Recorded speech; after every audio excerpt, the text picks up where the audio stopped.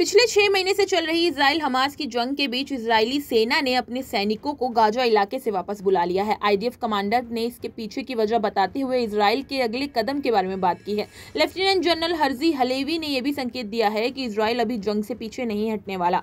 Hamas को मिटाने के इरादे से शुरू किए गए युद्ध में इजराइल की सेना ने गाजा में महिलाओं और बच्चों समेत 33,000 लोगों की जान ले ली है। प्रधानमंत्री बेंजामिन नेतन्याहू हमास को खत्म करने की मंशा के साथ पहले उत्तरी गाजा और फिर दक्षिणी गाजा के अधिकतर हिस्सों को तबाह कर चुके हैं और अब वो लाखों लोगों के शरण वाले रफाह को टारगेट पर लिए हुए हैं। आपको बता दें, इजराइल की सेना ने रविवार को ऐलान किया कि उसने दक्षिणी गाजा शहर खान यूनिस से अपनी सेना वापस बुला ली है। अधिकारियों ने कहा कि सेना हमास के गढ़ राफा में जाने की तैयारी कर रही है। रिपोर्ट्स की माने तो इजरायली सेना के प्रमुख लेफ्टिनेंट जनरल हर्जी हलेवी ने कहा कि गाजा की जंग जारी है और हम अभी रुकने वाले नहीं हैं। हमास के सीनियर अधिकारी अभी भी दक्षिणी गाजा पट्टी इलाके में छिपे हुए हैं, हम उन तक पहुंचेंगे। मीडिया रिपोर्ट्स में यह भी सामने आया है कि इजराइल राफा को खाली करने के लिए तैयार है। खबरों के मुताबिक इजराइल की रक्षा मंत्री योव गैलेंट ने बताया कि रविवार को दक्षिणी गाजा पट्टी में खान यूनिस से इजरायली सैनिकों की वापसी राफा सहित आगे के मशीनों के लिए सेना तैयार करने के लिए की गई थी। उन्होंने कहा कि जब शहर में एक सैन्य ढांचे के रूप में हमास का अस्तित्व खत्म हो गया तो खान यूनिस से सैनिकों की वापसी की गई। हमारी सेना ने भविष्य के मिशनों की तैयारी के लिए इलाका छोड़ दिया। आईडीएफ चीफ हलेवी ने यह भी कहा कि इजराइल ईरान के संभावित हमले से खुद को बचाने की तैयारी कर रहा है। ईरान ने पिछले हफ्ते सीरिया में इजराइल द्वारा कथित तौर पर किए गए हवाई हमले के खिलाफ जवाबी कार्रवाई करने की कसम खाई है, जिसमें एक टॉप ईरानी कमांडर की मौत हो गई थी। हलेवी ने कहा कि आईडीएफ हमले और बचाव में तेहरान से निपटने के लिए पूरी तरह से तैयार है।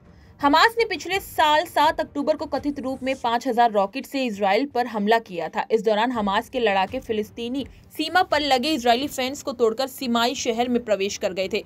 रॉकेट हमले में तेल अवीव, सेंट्रल इजराइल और आसपास के इलाकों में कम्बोबेश 1200 इजरायली मारे गए थे। साथ ही हमास ने सीमाई इलाके में चल रहे एक म्यूजिक फेस्टिवल में इजराइल के मुताबिक 250 से ज्यादा लोगों को बंदी बना लिया था और उन्हें गाजा ले जाया गया था। 6 महीने के युद्ध के दौरान गाजा में 33,175 लोगों की जान चली गई थी, जिसमें 70% महिलाएं और बच्चे शामिल थे। यूनाइटेड नेशन ऑर्गेनाइजेशन के मुताबिक मृतकों में 170 से ज्यादा संयुक्त राष्ट्र कर्मचारी और 7 वर्ल्ड सेंट्रल किचन के कर्मचारी शामिल हैं। तो वहीं 6 महीने में 90 से ज्यादा पत्रकारों को भी अपनी जान गंवानी पड़ी। बताया जाता है कि गाजा में मरने वालों की संख्या और भी ज्यादा हो सकती है, जहां 75,000 से ज्यादा लोग घायल हैं। इंटरनेशनल प्रेशर के बीच इजराइल ने राफा और आसपास के इलाके से अपनी सेना वापस बुला ली है, लेकिन इजरायली रक्षा मंत्री ने चेतावनी भी दी है।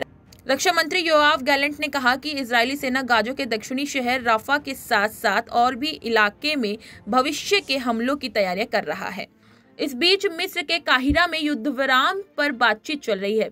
बीते दिनों की मीटिंग को लेकर दोनों पक्षों ने एक दूसरे की मांगों पर अपनी बात रखने के लिए समय मांगा है। अगले 2 दिन में इस जंग को खत्म करने का भी रुख साफ तौर पर पता चल जाएगा।